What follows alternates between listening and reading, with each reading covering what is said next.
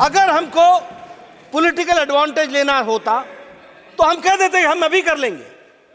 जो काम नहीं हो सकता, मैंने कहा this is the only way and this is the shortest way and this is the correct way that we have to understand. Leader को लीडर बनना पड़ेगा, ट्यूटर से नहीं चलता काम।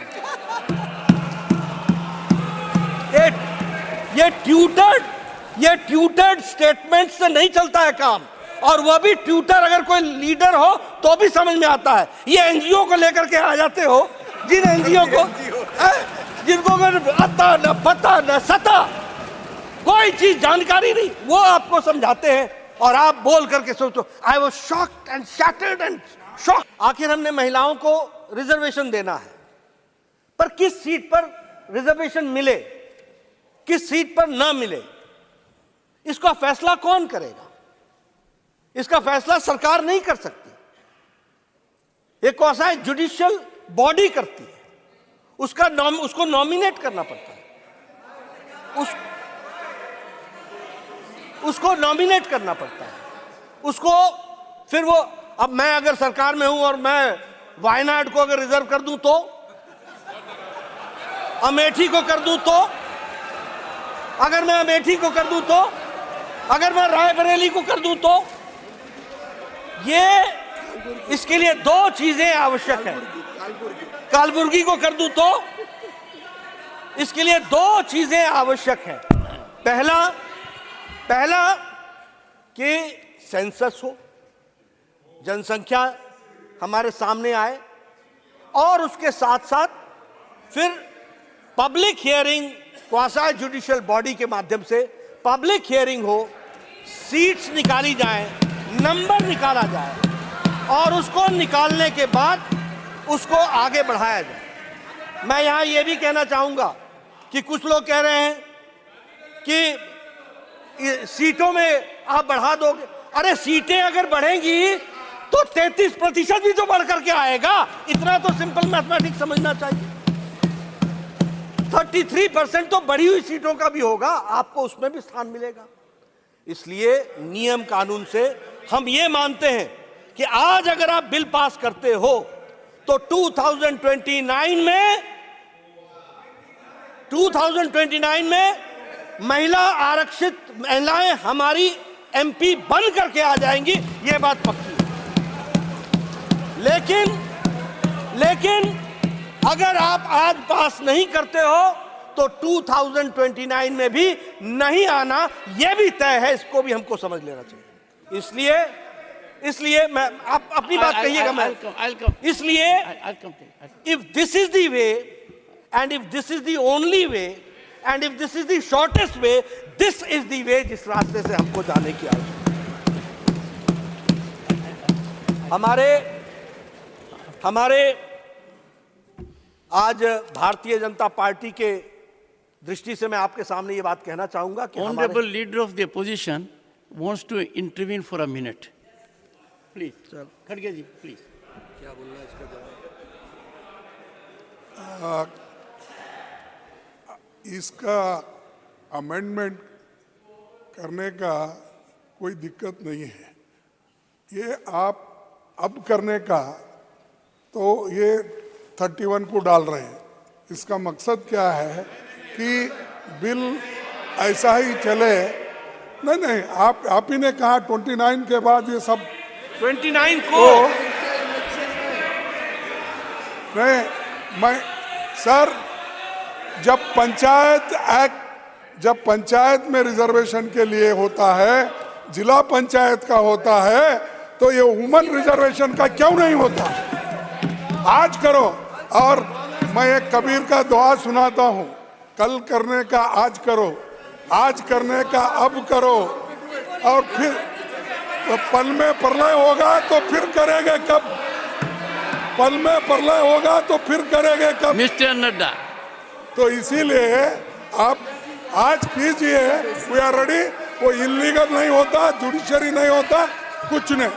एक मैं यहाँ ऑनरेबल मेंबर्स, वन सेकंड सभापति ji, honourable members, one second please, सभापति जी, ऑनरेबल मेंबर्स, सभापति जी, 1 second, sir. We are the upper house. 1992 में सुप्रीम कोर्ट ने कहा कि आप सर्विसेज में ओबीसी को रिजर्वेशन दीजिए, और 1995-96 में एससी, एसटी और ओबीसी कैटेगरी सर्विसेज में जुड़ी और ऑल इंडिया सर्विसेज में जुड़ी। अब आप बताइए कि आज सेक्रेटरी के एम्पैनलमेंट का जो कट ऑफ ईयर है वो है 1992। जो सेक्रेटरीज हैं वो 1992 बैच के नीचे के लोग हैं, पहले के लोग हैं। अब मैं आपसे पूछता हूं कि 2004 से 2014 तक कितने सेक्रेटरी ओबीसी थे और कहां थे वो ओबीसी के सेक्रेटरी, किस क्राइटेरिया में थे? जरा हमको इसका ज्ञानवर्धन कीजिए। देखिए, मैं बार बार बोलता हूं, लीडर को लीडर बनना पड़ेगा, ट्यूटर से नहीं चलता काम। ये ट्यूटर्ड स्टेटमेंट से नहीं चलता है काम, और वह भी ट्यूटर अगर कोई लीडर हो तो भी समझ में आता है। ये एनजीओ को लेकर के आ जाते हो, जिन एनजीओ को जिनको आता न पता न सता, कोई चीज जानकारी नहीं, वो आपको समझाते हैं और आप बोल करके सोचो I was shocked and shattered and shocked. अरे भाई, शौक तो लगना ही था, जब पढ़ना ही नहीं पूरा तो शौक ही लगेगा, और क्या होगा? ये परिस्थिति आकर के खड़ी होती है। लेकिन मैं यहां ये बताना चाहूंगा,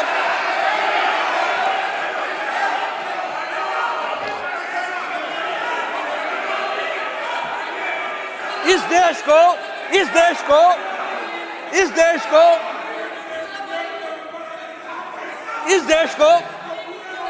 सर पॉकेट में हाथ रख करके बोला नहीं जाता है। सर, पॉकेट में हाथ रख करके बोला नहीं जाता है। नो, पार्लियामेंट्री एटिकेट्स नहीं है सर। ये भारत में, आजाद भारत में ओबीसी की बात करते हैं, ओबीसी की बात करते हैं। भारत को पहला ओबीसी प्रधानमंत्री भारतीय जनता पार्टी एनडीए ने दिया, यह भी हमको ध्यान रखना। ये ओबीसी की बात करते हैं। मैं कांग्रेस की बात कर रहा हूं। कांग्रेस और भैया, मैं कांग्रेस की बात, कांग्रेस।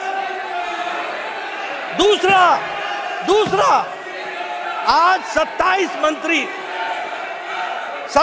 मंत्री ओबीसी के हैं, 27 मंत्री,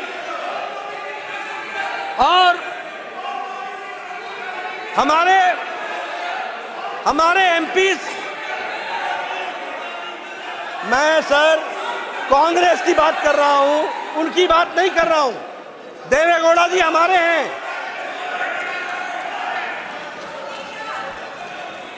ओबीसी, मैं कांग्रेस की बात कर रहा हूं। Congress, I am not talking about Janata Dal. I am talking about Congress. That first Prime Minister has been given by NDA OBC, that is Narendra Modi, by NDA. Never Congress has given. मैं OBC, मैं out of 303 BJP के MP हैं, 303 में 85 यानी 29% हमारे MP OBC के हैं। यह भी हमको ध्यान में रखना चाहिए। उसी तरीके से 1358 एमएलए में 27% ओबीसी के हैं, 27%। आउट ऑफ 163 हमारे एमएलसी जो हैं उसमें 40% ओबीसी के हैं। मैंने जैसा कहा कि 303 एमपी में 85 यानी 29% MPs are from OBC community. Out of 1358 MLAs we have 27% OBC, and I repeat that among the MLCs 163 हमारे एमएलसीज हैं, जिसमें से 40% ओबीसी है। यह भी हमको ध्यान में रखना। इसलिए अगर कहा जाए, फिर मैं बोल रहा हूं, कांग्रेस की बात कर रहा हूं, कांग्रेस के जितने एमपी हैं उससे ज्यादा तो हमारे ओबीसी एमपी हैं। ये भी हमको ध्यान रखना चाहिए, ये भी हमको ध्यान रखना चाहिए। इसलिए ये और देखिए हाँ हाँ है?